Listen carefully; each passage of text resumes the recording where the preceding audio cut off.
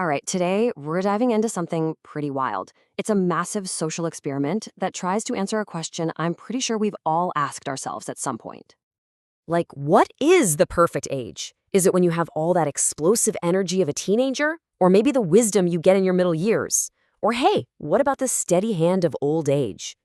Well, Mr. Beast decided to find out for real by putting 100 people from age 1 to 100 head to head.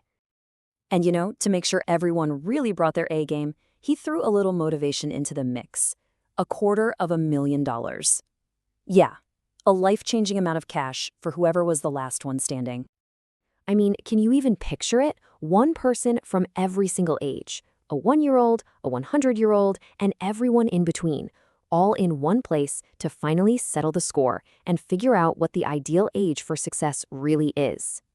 Okay, so here's the deal. The premise is actually pretty simple. You've got to survive 6 different challenges and outlast 99 other people. Do that and you get the title and all that cash. Sounds easy, right? Well, in theory, maybe, but in practice, it was absolutely brutal. So the first couple of challenges, they weren't about skill or deep strategy. Nope, they were all about one thing: pure, unadulterated chaos. The whole point was just to cut down the herd, to get rid of as many people as fast as possible. And how do you do that? Well, you start with a test of just raw physical power. A foot race. All 100 of them lined up and just went for it. Now, to keep it a little fair, they did have a rule. Only the first 5 people from each decade to cross the finish line would move on. The first 5 20-somethings, the first 5 30-somethings, and so on.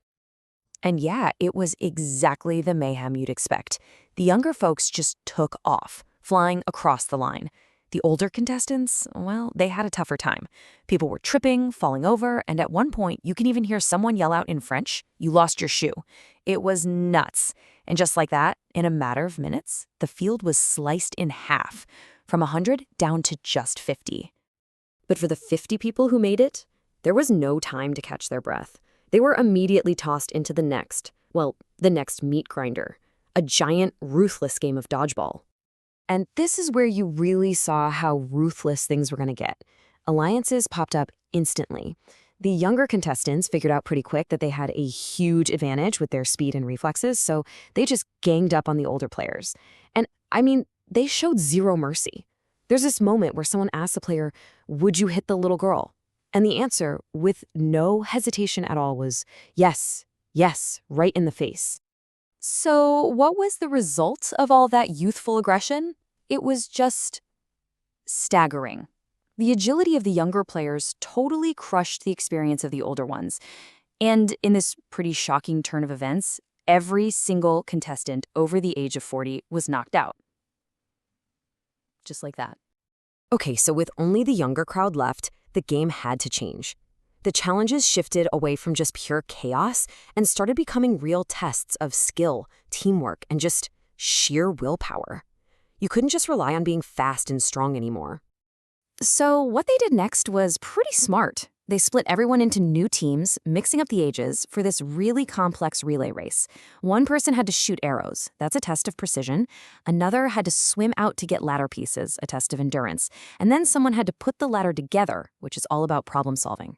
It was a really clever way to shake things up and force everyone to work together. All right, so after that teamwork challenge, they cranked the pressure way up. It went from a team effort to intense one-on-one pressure. For this next challenge, contestants went head-to-head in a penalty shootout. But here's the kicker. The soccer field was suspended hundreds of feet in the air. If you lost, you didn't just walk off. Oh no, you took a very long drop into a huge foam pit below. And that brings us down to the final 6. The challenge right before the finale was just a pure test of endurance. Simple, but brutal. Each person had to hold a rope that was attached to a weight, starting at 10% of their body weight. And then, every 5 minutes, they added another 10%. The last 2 people left holding on would go to the finale. That's it. So imagine this. You're holding on for dear life, your muscles are on fire, and then Mr. Beast pulls a classic Mr. Beast move. He introduces a devilish twist. He rolls out a brand new Tesla and says, "The very next person to let go gets this car." I mean, what a dilemma, right? Do you take the guaranteed Tesla right now, or do you keep holding on for a chance at the $250,000 grand prize? Well, someone did take the Tesla, and another person's grip just gave out. And after all that, the endurance test left us with our final two. And this set the stage for a showdown that I don't think anybody saw coming.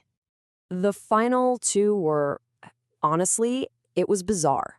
On one side, you have contestant number 28, a guy in his physical prime. And on the other side, contestant number 7, a literal 7-year-old kid. A kid who somehow, someway, managed to outlast 98 other people. So, for the final challenge, it all came down to a mix of skill and just pure dumb luck. They had to take turns shooting baskets. If you made a shot, you got to open 1 of 10 briefcases. Simple enough. But inside, 9 of them just had an X. Only 1 of them had the check for $250,000. And you have to see this. The entire stadium is watching as the 7-year-old, against all odds, actually sinks his basket. He did it. He gets the first chance to pick a briefcase, and he walks right up to make his choice. The tension was just insane. You could feel it. Is this actually happening? Is a second grader about to win $250,000 after beating 99 other people, some of them more than 10 times his age? Is this the moment? He opens the case, and it's an X.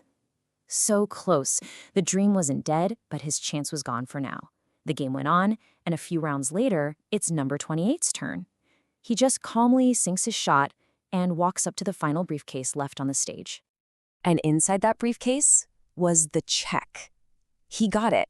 After all those insane challenges testing speed, strength, skill, and pure willpower, the 28-year-old was the last one standing.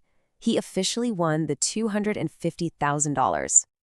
And, the reason he was competing was just really touching. When they asked him what he was going to do with the money, he explained that his wife was in school studying to be a physician assistant and that every single penny of the prize was going to pay off her student loans. But hey, you can't forget about our amazing runner-up.